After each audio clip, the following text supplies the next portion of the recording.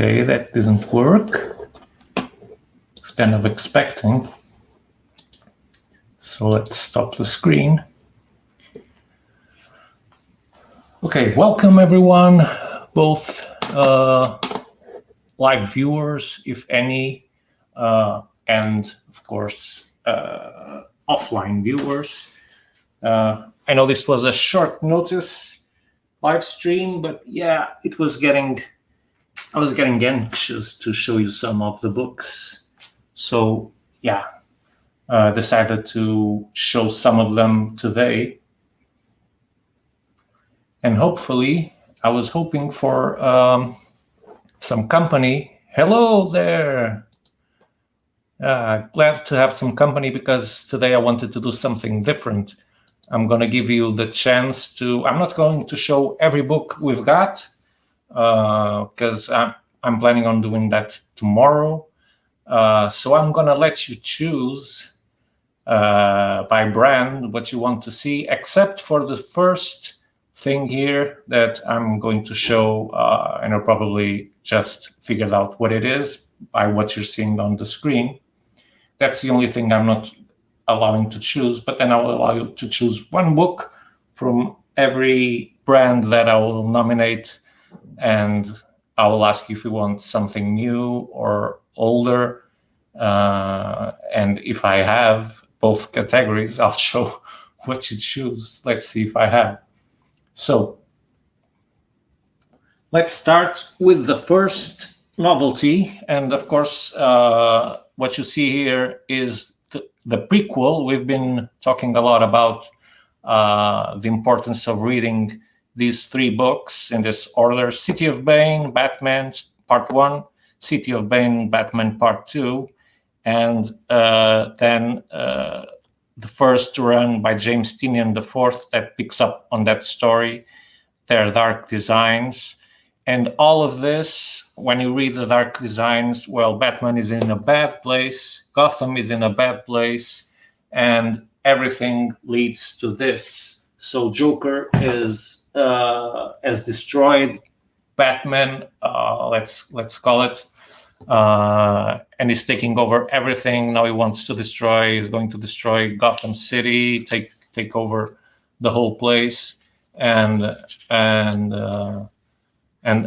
yeah. So I'm keen to see what more evil can he do, and how will Batman recover his morale and strength to counter all the chaos, all the havoc that Joker has created. He left Gotham in a situation that you couldn't believe, and even Batman is deprived of everything that is dear and that gave him power, even his company. So it will be interesting to see his tech being used by the bad guys, and having Batman bare naked, let's say, trying to counteract that. So this is one of those newest editions of DC that they like to do now with hardcovers. But the paper quality, like I've been saying, has decreased.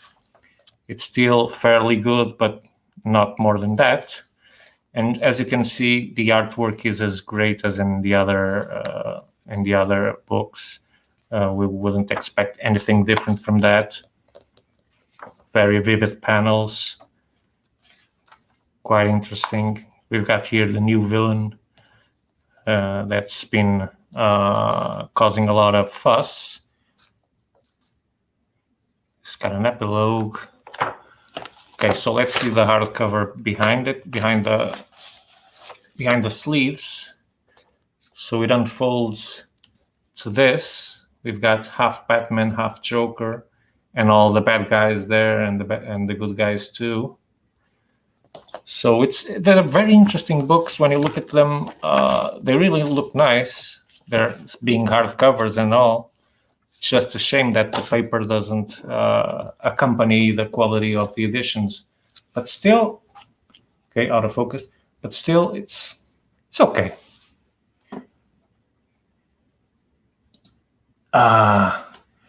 Any new Alien books, comics? Not really. Does that mean you're going to jump out? Don't. I have some interesting things here. A bit from everything. Unless you just read Aliens. In that case, then yeah, I would say jump boat, Mr. Xenocat. I hope you don't.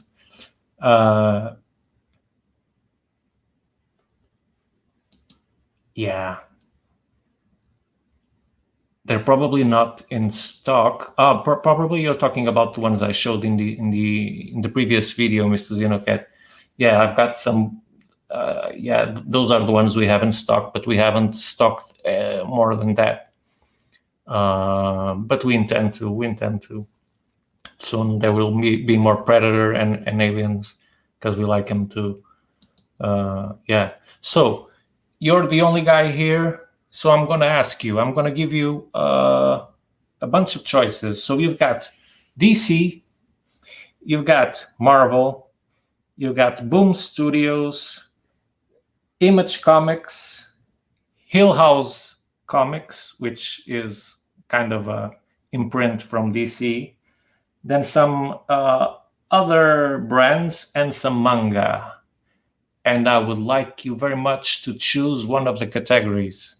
DC, Marvel, Boom, Image, including Hill House, and manga or some other brands. Can you choose one for me? Come on. And then tell me if you want something newer or something old. Otherwise, I'll choose for you.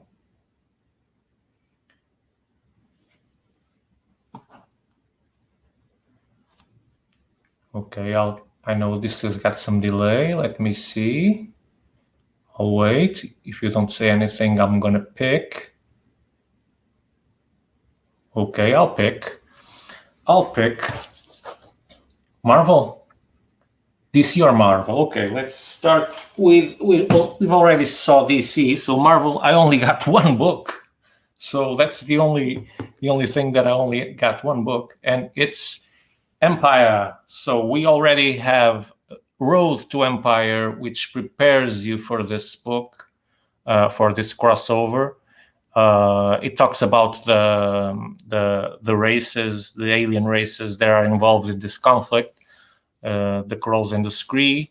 It gives you some kind of context. It's an interesting book for like a companion book, let's call it like that, so you can understand better what's happening, especially if you haven't seen haven't read anything from the Krees and Skrulls and such. So it gives you some insight on the past and how they've come head to head with Earth many times and between themselves.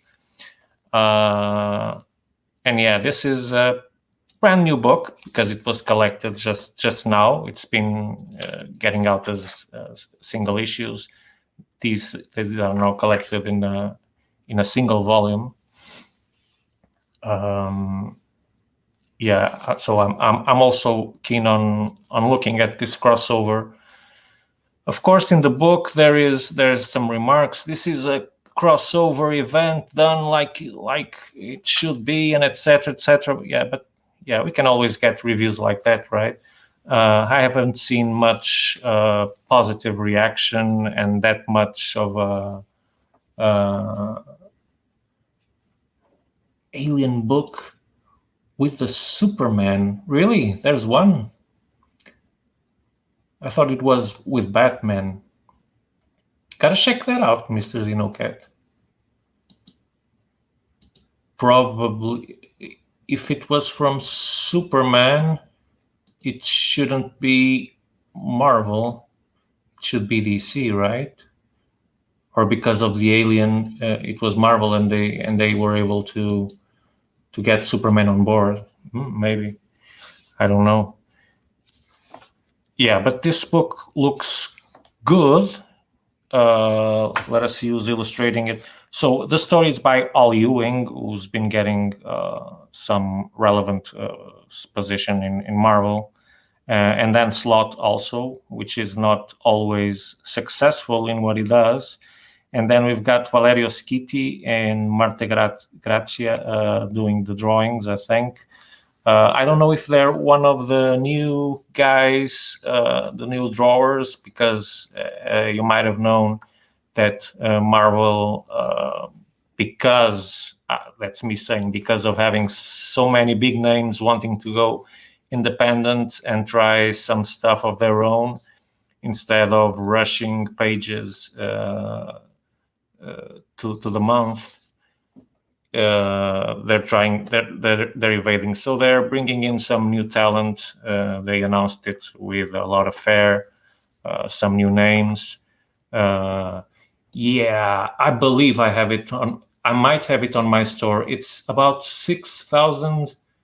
I don't know if we reached 7,000 books. So not even I know everything I can order. I know what I have in stock, but everything that is announced, I must confess, 7,000 or near that is too much for my old head. Yeah, but you can share the link with me then if you want. Let's just leaf through a little bit. It's very dark. The colors are very dark, right? Much purple. Yeah, but the art is interesting. It's not a Joker war, in my opinion. I like it way better. But yeah, DC has got great illustrators, always has. And we see here some toy books that they either concepted or really launched. I'm not sure if they're available for Empire. They're trying to squeeze some money there. Some sketch drawings, both from equipment of the Korean scrolls, creatures and demons and etc. So you said DC. So let's skip to DC now. And I'm gonna pick something old that has been made anew. So what is this? This is DC, The New Frontier, by Darwin Cook, the great Darwin Cook, with Dave Stewart. So this is a compilation which was put out either last year or 2019. The printing uses 2019. Okay, so they collected everything, and I think it says here what it has somewhere. DC, The New Frontier, Justice League. Yeah, the 6-issue miniseries of the DC, The New Frontier, together with the Justice League New Frontier special. And plus, this is for Darwin Cook, especially for Darwin Cook fans. It's got more than 50 pages of designs, sketches, I said catches, and preliminary artwork from Cook. So this is a very interesting book. I'm very keen on reading it because it's got his art, right? And we don't get more art from Darwin Cook, unfortunately. Look at this. It's really unique. He's got a style that you can recognize. Here's the link, but I can't see the link. Yeah, but you can message it to me then. It's no problem. So let's just see some more images because this artwork is phenomenal. Look at this. The paper isn't super quality. Okay. Let's be honest here. It could be better. It could be way better, but the book is very thick. So if this will have thick paper, this would be a monster. They'd have to call it an omnibus or something like that. Get ready to choose the next brand. Is it going to be Image? Hill House, that's probably Dark Horse. We've got some Dark Horse too. I didn't mention Dark Horse, did I? But I think we've got some Dark Horse here. Where did I put it? Yeah, not seeing it, but boom. Oh, I was convinced I had Dark Horse here. Here's the Flash.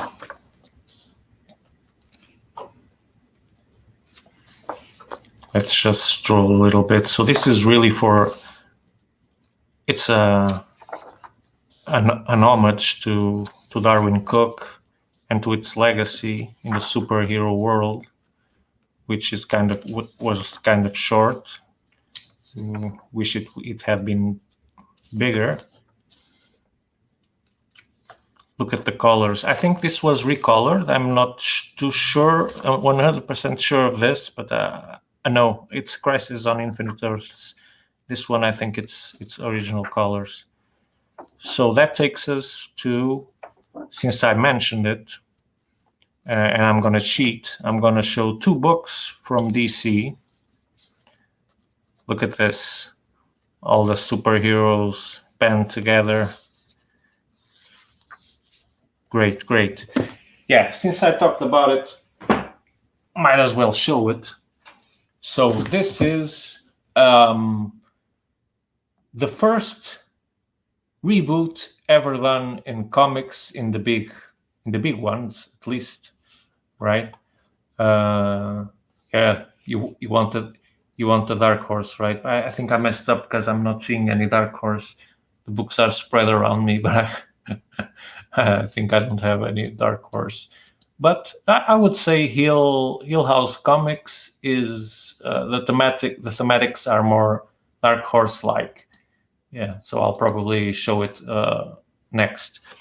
Well, this book was and is super relevant because it was the first time, like I was saying, a reboot was made.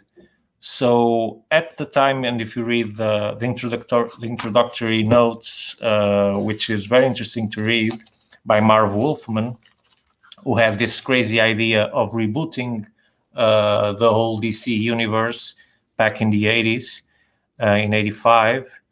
Well, he came up with an idea. Well, I would like to see the Justice League and the Justice Society of America together and making a mini series. And at the time, mini series were just thought of.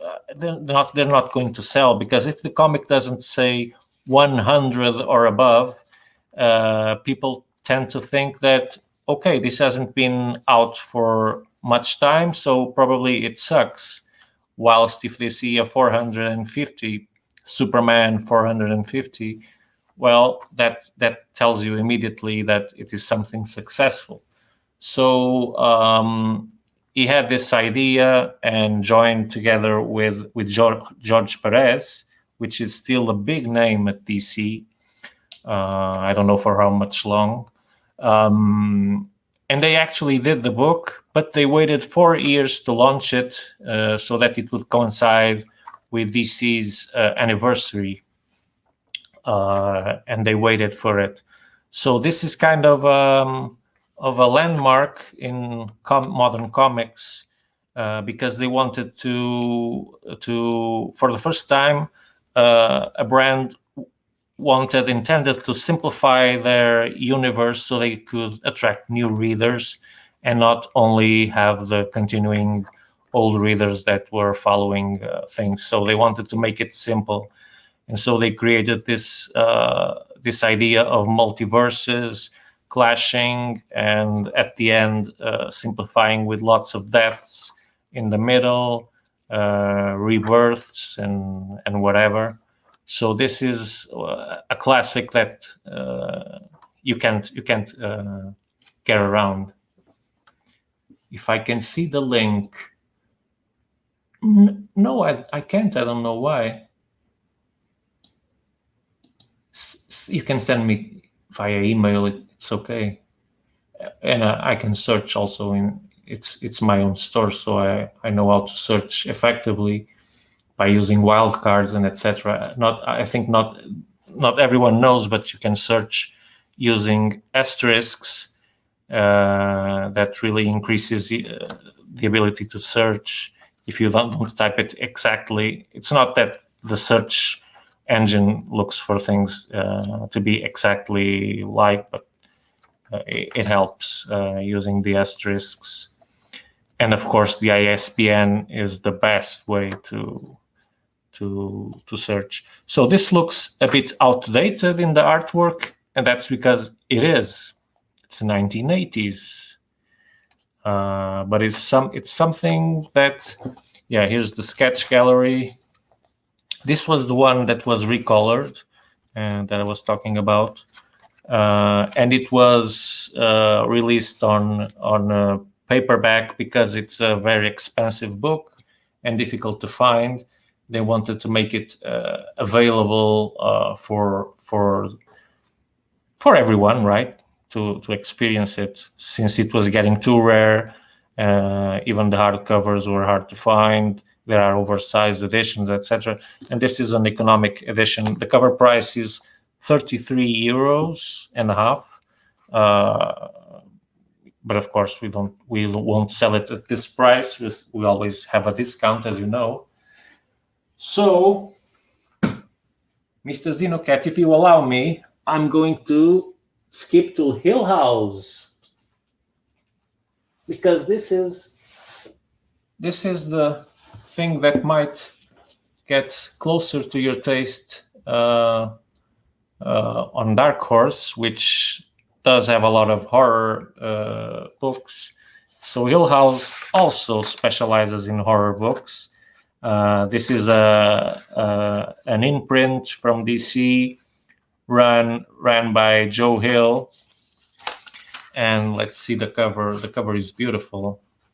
They have this plastic-like sleeves that give an interesting appeal to the books, but the covers themselves are even more interesting. So let's try and spread it. No, it's no continuity. I thought they would. Yeah, but look at this cover. It's great.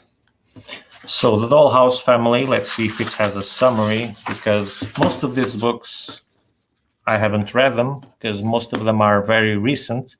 So this one is about Alice, that on her 6th birthday, she gets a gift that she doesn't know that she always wanted. And it's a dollhouse, a 19th century dollhouse with antique dolls in there. It immediately becomes her favorite toy.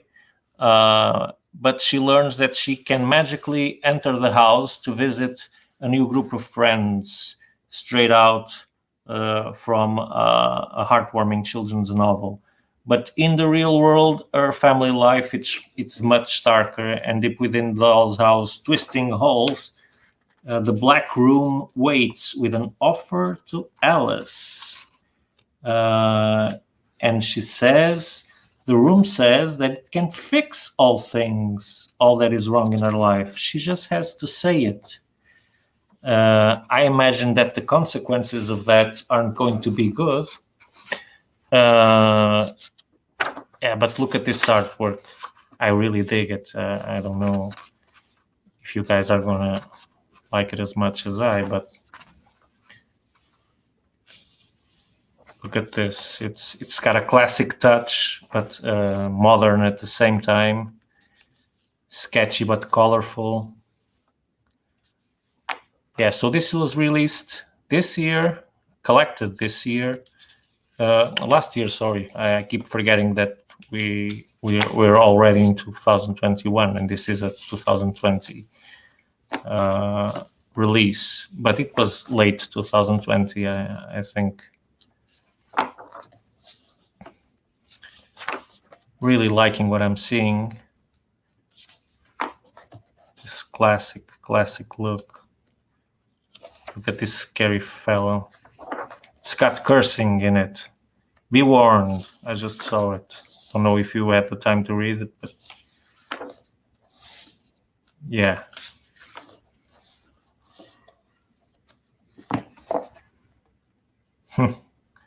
This illustration is great with all the blood flowing from the house. Whoa. Mr. Scary Cat caught something there. Yeah, so this is Hill Houses.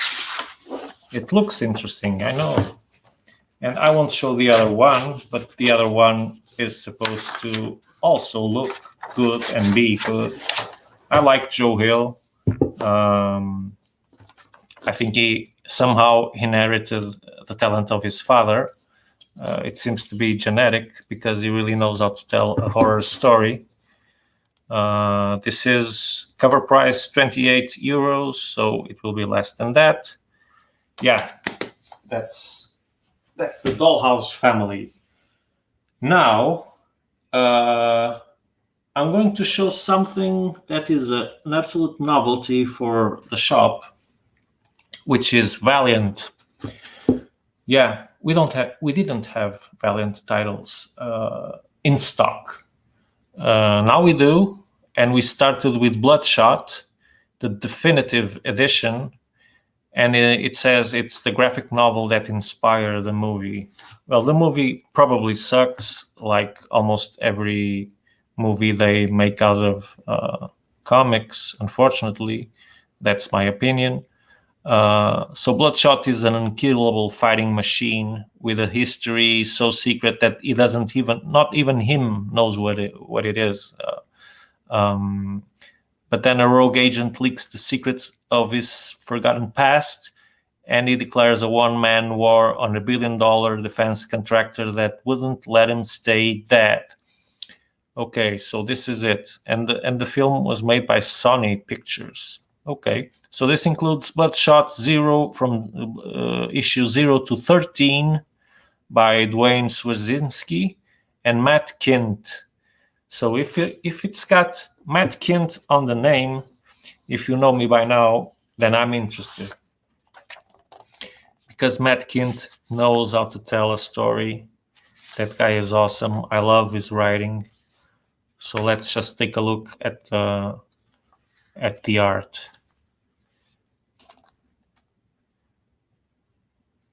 Yeah.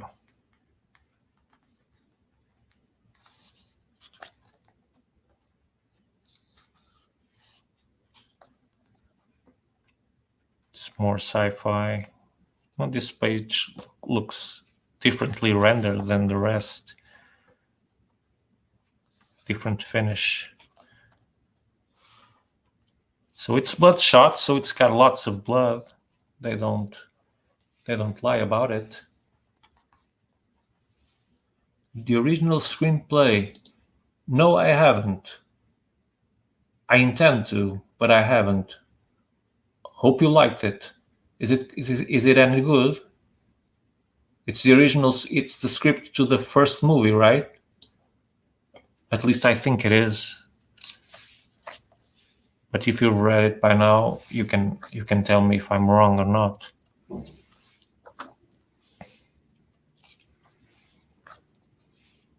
Yeah, but I like the style in this book. Sometimes it makes me it gives me the vibe of The Boys. I don't know why. Maybe it's the palette of colors. That's one ugly grandma face.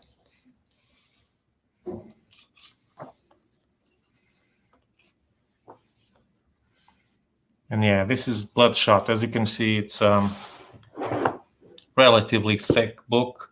It's a good one to start with Valiant, with the Valiant universe, which is quite different from Marvel's and DC's. Bloodshot is one of their biggest, not franchises. It's not like you said, but one of the biggest series, let's call it. And now I'm going to show also something that I've been waiting so much for this. I had to wait so much for these books that it was painful. And I'm talking about TKO. TKO is a brand a publishing studio, as they call themselves, which was created. I don't know exactly by whom, because I can't remember now. But it was they meant to get some creative minds. They invite some creative minds, both known and unknown. And in this case, we're talking about Jeff Lemire. So, and this is supposed to be one of the best books they have there. This and Sarah, which features Garth Ennis in the writing. And as I don't know if you can see it, but they're slightly oversized in height. They're soft covers, but they look really good. They're the fact that they're a little bit oversized gives them, some extra touch there. So I'm not sure if Jeff Lemire is illustrating this. It could be Jeff Lemire, but it doesn't look exactly. Yeah, it must be Gabriel Walter, because it's also simple drawings, but not like Lemire. It's not really a style, though I can see that why it shows the artist, because it has some resemblances to the way he likes to draw. So if you don't know this book, go check it out, because it's supposedly it's based on the movie. Yeah. So and probably the first one, right?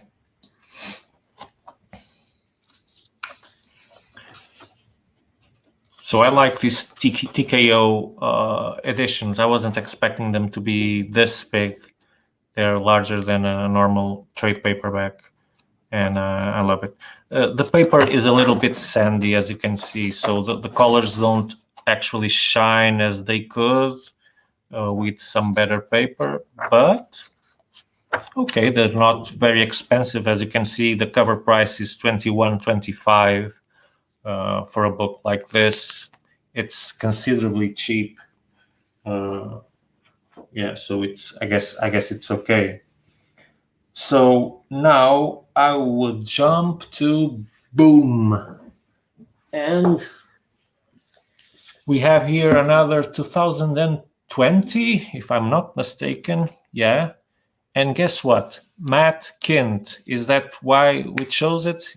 You bet it was. And because the cover looks great also. And the reviews are good too.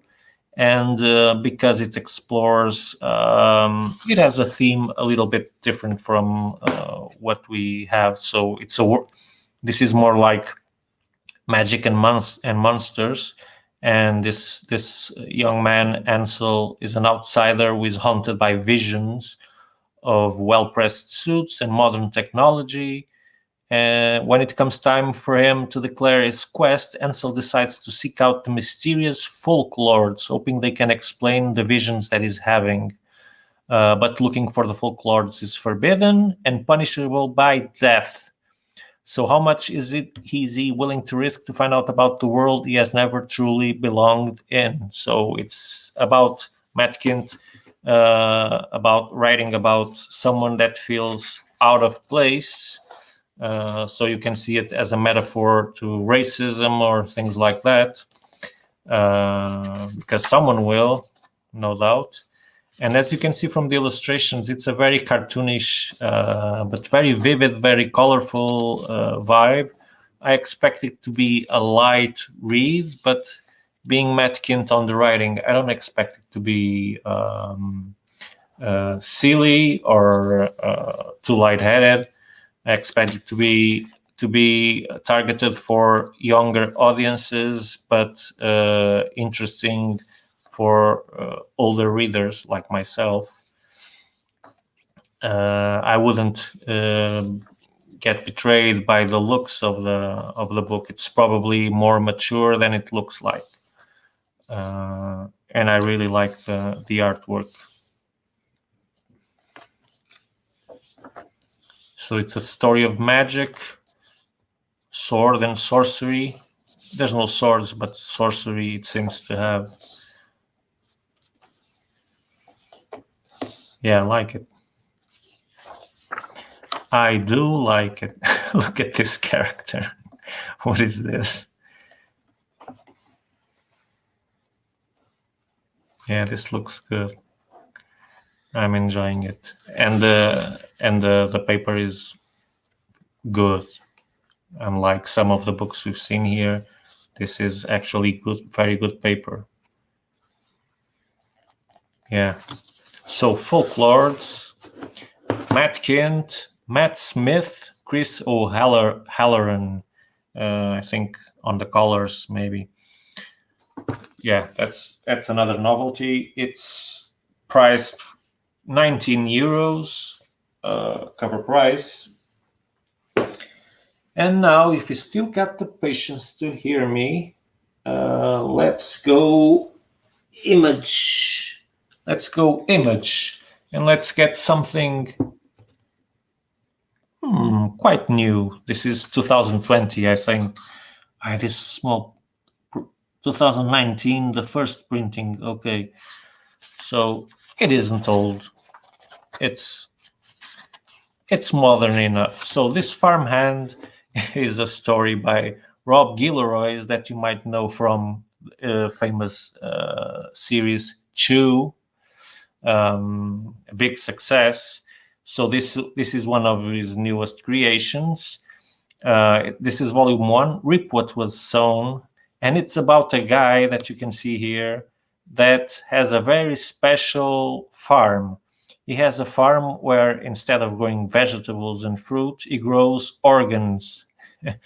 And with that, he has saved many lives. He doesn't crop corn or soy or what the hell. He just grows fast-healing, highly customizable human organs. But beneath those fertile lands, something is wrong, and he's about to understand that. So not everything is good news. And so that's the premise on the book. The premise is great, to have a farm where you cultivate organs to sell or whatever the purpose. It's enough to make you interested, as I'd say. Let's just see some artwork here.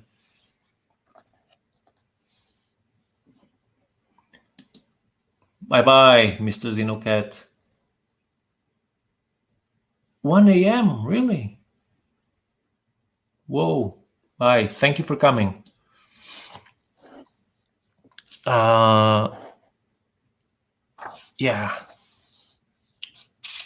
the artwork is very peculiar. I like it. This woman is in need of a nose, no doubt. That's a mission for Mr. Farmhand.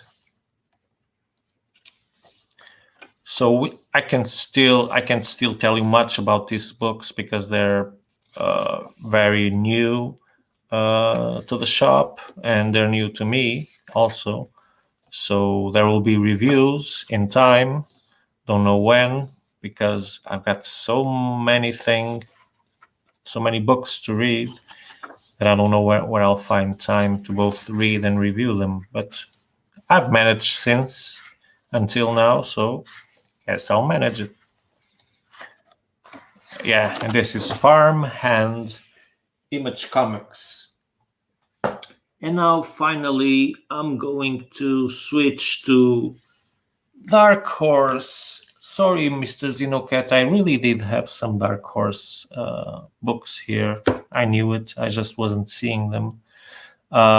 This is Invisible Kingdom. Now that you're not here, I will be talking about Dark Horse, but it's not Aliens nor Predator, so it won't probably interest you that much. So this is volume 1, Walking the Path. We're talking about J. Willow Wilson in the writing, Christian Ward in the drawings, and the letterer, well, we don't usually take much notice on that, right? But it's Sal Cipriano. And this is the ongoing saga of two young women in a distant galaxy. Vess is a newly initiated religious nun with brilliant passion and deeply steadfast faith in the teachings of the renunciation. And on the other side, Grix is her polar opposite. It's a seasoned fighter pilot for mega corporation Lux, forging her way through the solar system, fueled by impressive grit and on a whip-smart crew. So she knows what to expect and how from the world and how to navigate any situation on her own. But that changes when Vess gets a new role, and Grix happens to stumble upon some world-shattering information that the Renunciation and Lux are surreptitiously working together, and so things are not exactly as it seems. So this plunges them into extreme and immediate danger by finding out about this, and the whole universe could come to an end because of that. So it's a steampunk sci-fi vibe comic with very, very interesting illustrations. Look at this whole page panel. Looks great. Super vivid colors, super quality paper, and very interesting artwork. Very, very interesting. Yeah.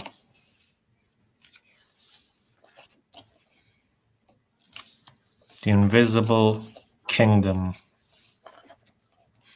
And that will probably be the last book I'll be showing, because I want to keep the others for another live stream. Yeah, but let's just scroll a little bit more. Yeah, it's got huge spaceships. It's definitely very sci-fi, steampunkish.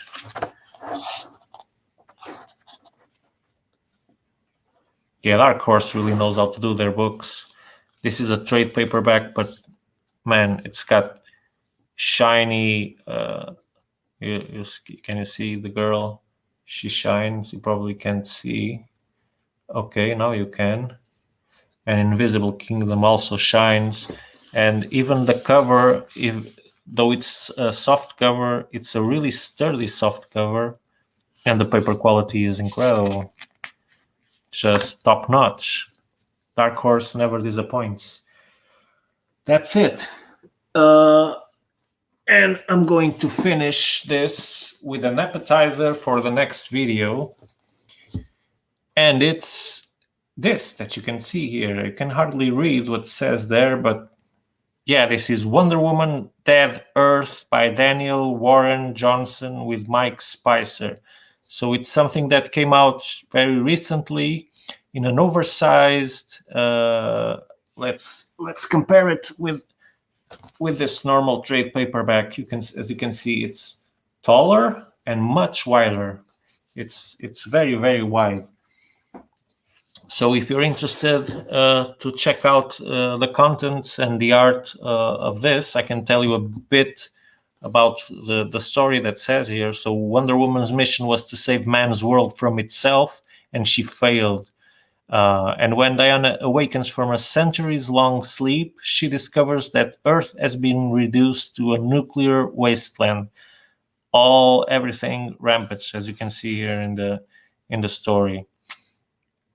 Now she's in the dark and dangerous future, protecting the last human city from titanic monsters, struggling to uncover the secret of this dead Earth, and now she may be responsible for it. Maybe she played a part in this. So this is a Black Label title by Daniel Warren Johnson that you might know from Murder Falcon or Extremity. So this mixes sci-fi, fantasy, post-apocalyptic worlds. It's not exactly the scenario where you're used to see Wonder Woman. So this might be very interesting. It has been very well received in the readers community. So kind of excited to read about it. Yeah. So that's it. We're going to put an end to the live stream. Hope that all you offline viewers have found something interesting here. We've got more books to show. There are more books coming, so we'll be doing more live shows. Feel free to participate. Until now, there haven't been many people. Let's use an euphemism. But I'd really like to have some more people here to talk about the books, even those that we don't know. You could give us some insight on it, and it would be very interesting to hear your opinions and contribute in that way for the live feed. So until then, until the next live video, which I'm not sure if it will happen tomorrow or not, please stay safe, stay well, enjoy your holiday if you're Portuguese and maybe Spanish. I don't know if they celebrate the same day we do, but yeah, for me it's vacation tomorrow, so yay. So until the next video, bye and thanks for watching. Bye. Ending broadcast. Deviant Fun out.